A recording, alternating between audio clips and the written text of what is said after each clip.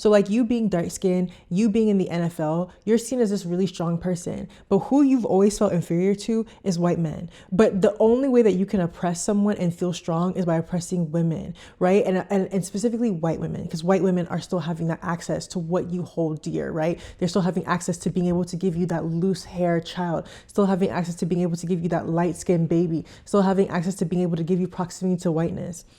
You end up being with these white women and you end up wanting to feel superior to them, wanting to feel like this really strong person because you feel like a weak, frail person and you never interrogated your misogyny. Being colorist, being texturist, being anti-Black, making fun of Black women is a deep level of misogyny.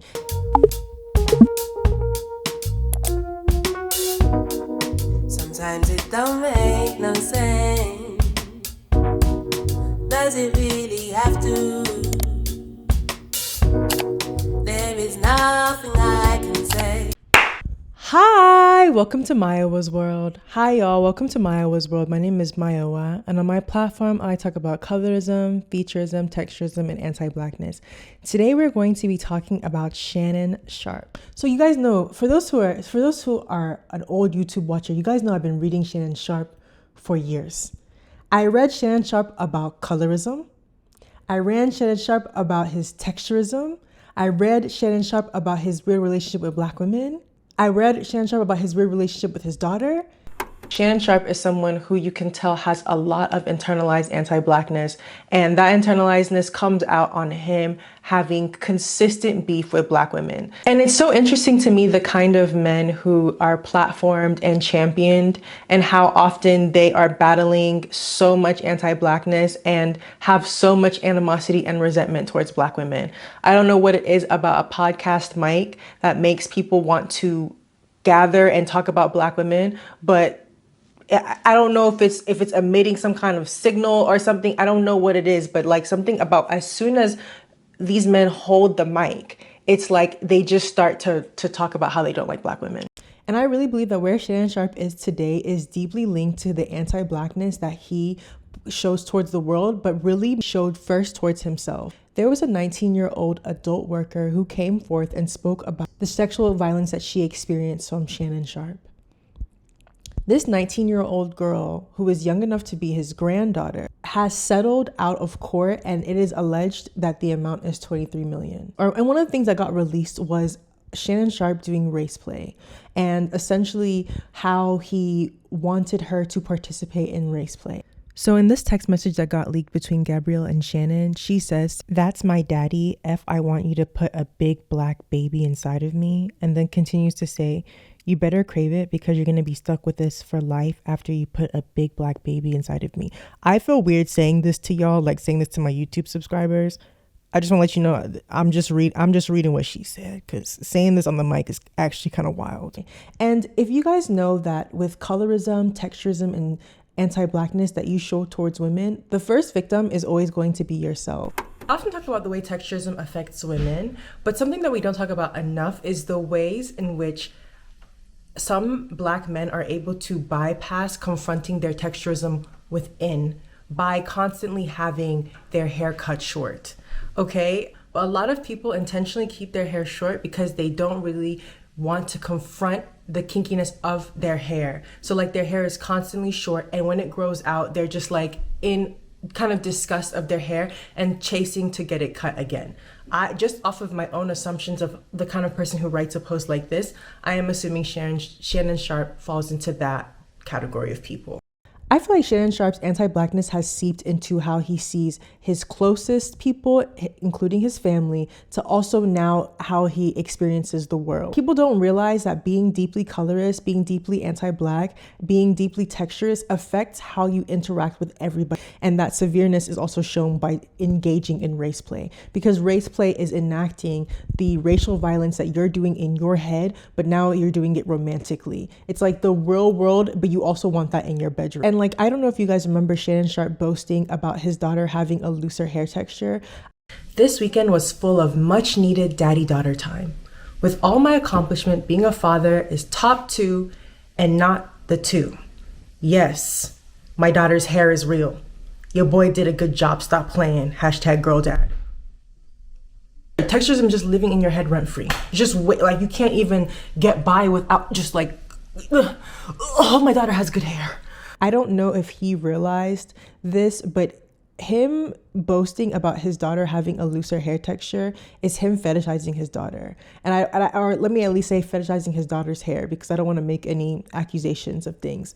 But you feeling pride that your daughter is mixed, you feeling pride that you were able to procreate with a different race to create a daughter who has a looser hair texture, just shows that you see your worth only in proximity to whiteness.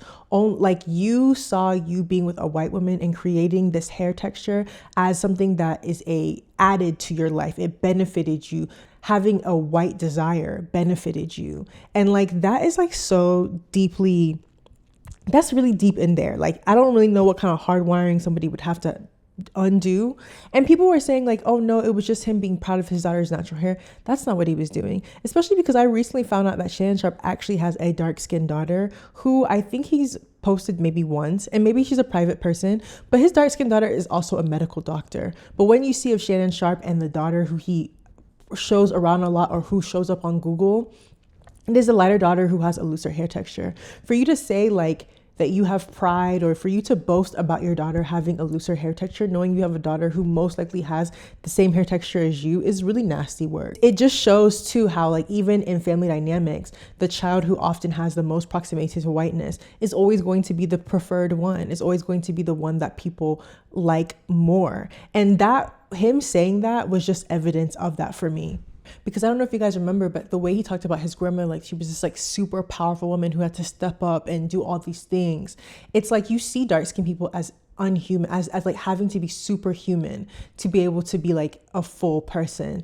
And you see dark-skinned people as people who are laborers, just like yourself. And like all that money, all that access that he could have had to mental help and like being able to reevaluate, he just used all that money to further perpetuate his racial insecurity. Like nothing, all that money could not erase the fact that he was still that young dark-skinned boy growing up in the South, feeling inferior about his skin color, feeling inferior about his hair texture, and hoping that if he just aligned himself with whiteness for so long, he could feel better about himself. And that is also why in his romantic life, that is what he was wanting. Even in the bedroom, he was wanting to be reminded that he's sexually superior to this frail little white girl. Because one thing I talked about in my Patreon video was like a lot of race play is literally just colorism reenacted. So like you being dark skinned, you being in the NFL, you're seen as this really strong person, but who you've always felt inferior to is white men.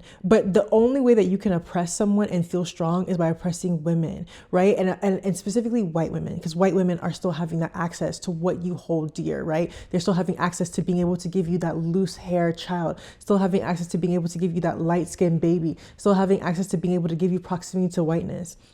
You end up being with these white women and you end up wanting to feel superior to them, wanting to feel like this beast, wanting to feel like this really strong person because you feel like a weak, frail person, and you never interrogated your misogyny. Being colorist, being texturist, being anti-Black, making fun of Black women is a deep level of misogyny. And it is not only Black women who are at the butt of that. Like this 19-year-old girl is a victim. And like, I don't think people are talking about it in this way. They're like, oh yeah, she cashed out. She no longer has to do adult work anymore. She can, she can go and she can do whatever she wants.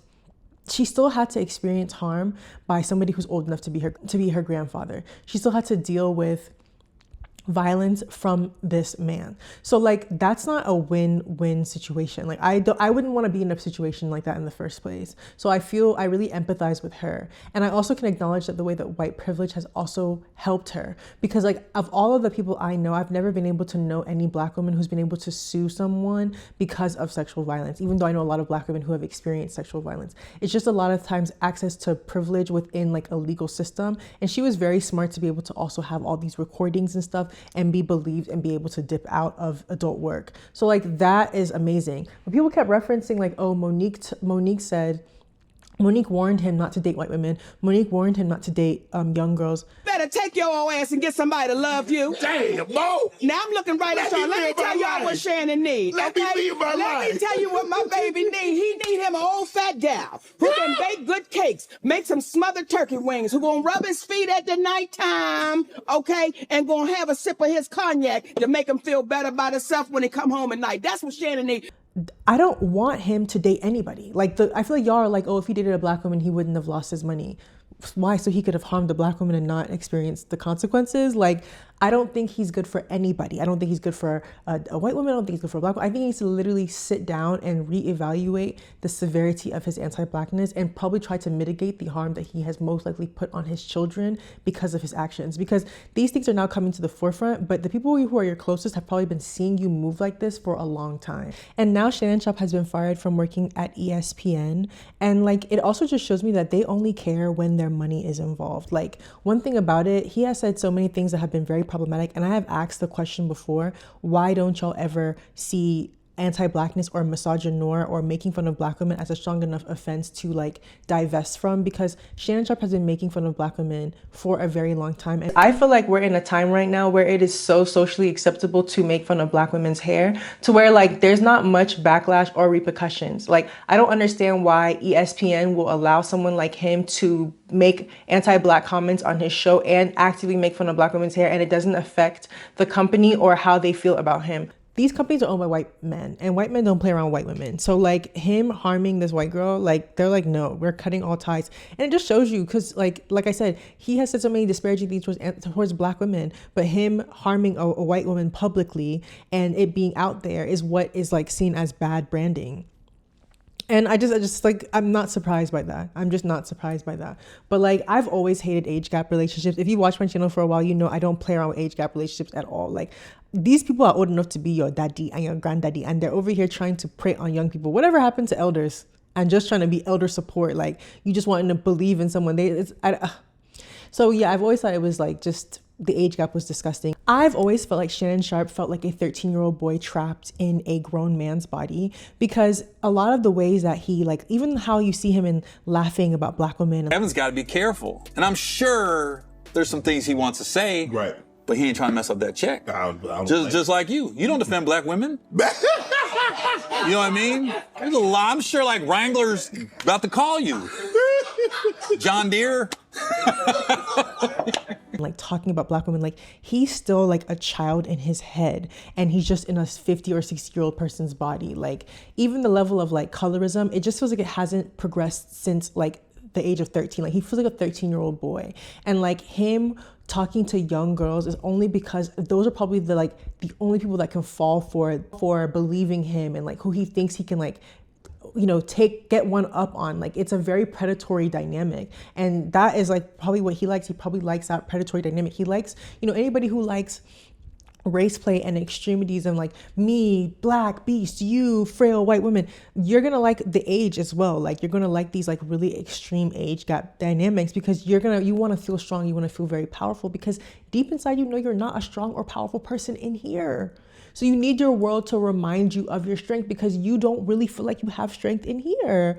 And so this is why you end up in these situations where you're talking to someone young enough to be your granddaughter, and you're being harmful towards someone who you don't even have any business messing around or being in community with this person. So Shannon Sharpe really had all these things coming for him. If you're messing with someone who's a colorist or a texturist or a misogynist or anti-black, and you're thinking it's not going to affect you, baby, it's only a matter of time before it affects you. Colorism, texturism, making fun of black women's hair, making fun of black women, these are all forms of misogyny. And misogynists are some of the worst people to ever engage with, because it's only a matter of time before you start to deal with the brunt of that misogyny. So yeah.